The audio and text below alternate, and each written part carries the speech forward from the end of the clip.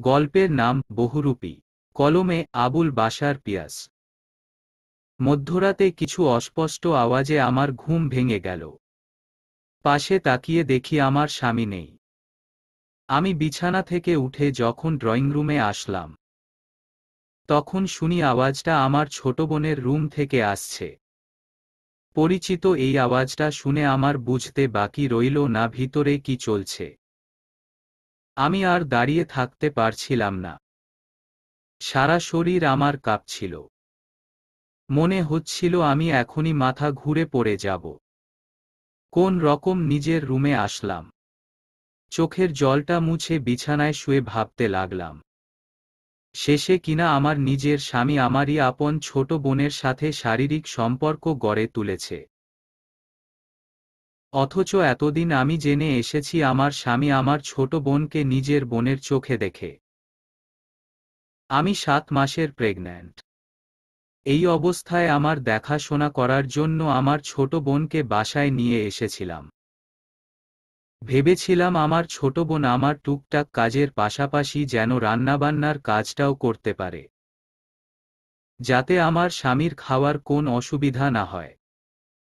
অথচ এটা বুঝতে পারিনি আমার ছোট বোন আমার স্বামীর পেটের ক্ষুধা নিবারণের পাশাপাশি শারীরিক ক্ষুধাটাও মিটাবে। কিছুক্ষণ পর আমার স্বামী রাহাত রুমে আসলো। আমার ঘুম যেন ভেঙে না যায় তাই কোন রকম শব্দ না করে বিছানায় শুয়ে পড়ল। পরের দিন সকালে আমার স্বামী অফিসে যাওয়ার আগে আমার গলা জড়িয়ে ধরে বলল, প্রিয়তমা আমি যাই। তুমি নিজের খেয়াল রাখার পাশাপাশি আমার অনাগত সন্তানের দিকে খেয়াল রেখো। আগে স্বামীর মুখ থেকে প্রিয়তমা ডাকটা শুনলে আমার কলিজা জুড়িয়ে যেত। কিন্তু এই মুহূর্তে এই বহুরূপী মানুষটার থেকে প্রিয়তমা ডাকটা শুনে গা জ্বলছে। ছোট বোনটা হাসি মুখে আমার পাশে দাঁড়িয়ে বলল, আপু আমিও একটু ভাইয়ার সাথে বের হলাম। আমার একটা দরকারে ভার্সিটি যেতে হবে, ঘন্টা খানিক পরেই এসে যাব। ভাইয়া অফিসে যাওয়ার পথে আমায় না হয় নামিয়ে দিবে। আমিও ছোট বোনের দিকে তাকিয়ে একটু হাসলাম। আমার এই হাসিটার মাঝে যে কতটা ঘৃণা লুকিয়ে আছে সেটা শুধু আমি জানি। যে বোনকে এত আদর ভালোবাসা দিয়ে বড় করেছি, দিন শেষে সেই বোন কিনা আমায় পিছন থেকে ছুরি মারল। ওরা চলে গেল। আমার ছোট বোনের আসার কথা ছিল ঘন্টা দুয়েক পর, অথচ সে এসেছে বিকালের দিকে। আমি যখন ওরে প্রশ্ন করলাম, এত দেরি হলো কেন, তখন ও বলল, ভার্সিটি থেকে বের হয়ে এক বান্ধবীর বাসায় গিয়েছিলাম তাই একটু দেরি হয়ে গেল। আমি জানি আমার বোন মিথ্যা কথা বলছে। দুপুরের দিকে আমার স্বামীকে ফোনে না পেয়ে যখন অফিসে ফোন দেই, তখন ওরা জানায় আমার স্বামী নাকি আজ অফিসেই আসেনি। কোন আবদ্ধ রুমে হয়তো আমার স্বামী আর বোন সময় পার করে এসেছে। প্রতিটা মিনিট আমি আমার নিজের সাথে যুদ্ধ করছিলাম। এখন আমি যদি আমার সংসারটা টিকিয়ে রাখতে চাই তাহলে আমার এদের নোংরামি সহ্য করতে হবে। আর যদি ওদের নোংরামি প্রকাশ করি তাহলে আমার সংসার ভাঙবে, সাথে আমার মা বাপের বদনাম হবে। পরের দিন সকালে আমার বাবা মা বাসায় আসলো আমাকে নিয়ে যাওয়ার জন্য। উনারা চায় আমি যেন বাচ্চা হওয়ার আগ পর্যন্ত উনাদের সাথে থাকি। আমি উনাদের বললাম, না আমি কোথাও যাব না, আমি এইখানেই থাকব। আমার কথা শুনে আমার পাশে বসে থাকা আমার স্বামী বলল, তুমি হয়তো আমার কথা ভেবেই মা বাবার সাথে যেতে রাজি হচ্ছ না। আমার কথা ভেবো না, আমি এই কয়দিন কষ্ট করে মানিয়ে নিব। তাছাড়া তোমার বোন না হয় এইখানে থাকলো, তাহলে ও ভার্সিটিতে নিয়মিত ক্লাসও করতে পারবে আর আমার খাওয়া দাওয়ারও কোন সমস্যা হবে না। তখন ছোট বোন বলল, ভাইয়া ঠিক কথা বলেছে, আমি এইখানে থাকলে নিয়মিত ভার্সিটিতে ক্লাস করতে পারব। আমাদের বাসা থেকে ভার্সিটি অনেক দূর। ইচ্ছে করছিল ওদের দুইজনের মুখে থুথু ছিটিয়ে দে। কিন্তু বাবা মার সামনে বলে কিছু করতে পারছিলাম না। আমি মায়ের দিকে তাকিয়ে বললাম, তোমার ছোট মেয়ে অনেক পড়াশোনা করেছে। এইবার তোমার ছোট মেয়েকে বাসায় নিয়ে গিয়ে বিয়ে দাও। বিয়ের কথা শুনে আমার স্বামী রেগে গিয়ে বলল, তোমার কি মাথা খারাপ? বাচ্চা একটা মেয়েকে এখনই বিয়ে দেওয়ার কথা বলছো? ও আগে পড়াশোনাটা শেষ করুক। আমার স্বামীর বহুরূপী চেহারাটা দেখে আর সহ্য করতে পারলাম না।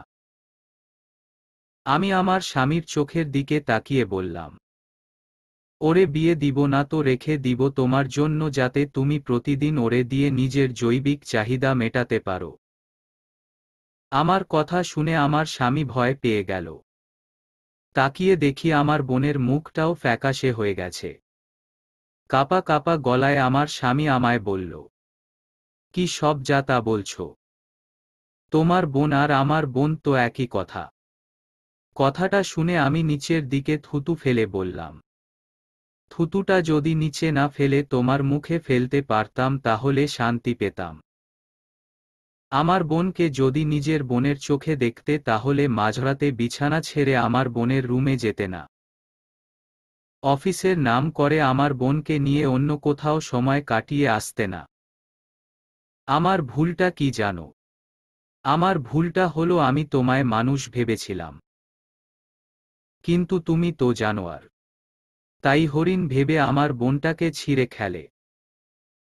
ছোট বোনের দিকে তাকিয়ে বললাম, আমার সবচেয়ে বড় ভুল তোকে বিশ্বাস করা।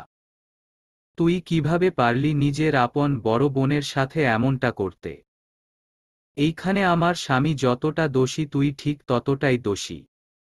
আমার বোন আমার কাছে এসে হাত ধরে কেঁদে দিয়ে বলল, আপু আমার ভুল হয়ে গেছে, আমায় মাফ করে দে। আমার ছোট বোনের হাতটা সরিয়ে মা বাবার দিকে খেয়াল করলাম। উনারা দুইজনেই মাথা নিচু করে কান্না করছেন। আমি উনাদের পাশে বসে বললাম, তোমরা কষ্ট পেও না।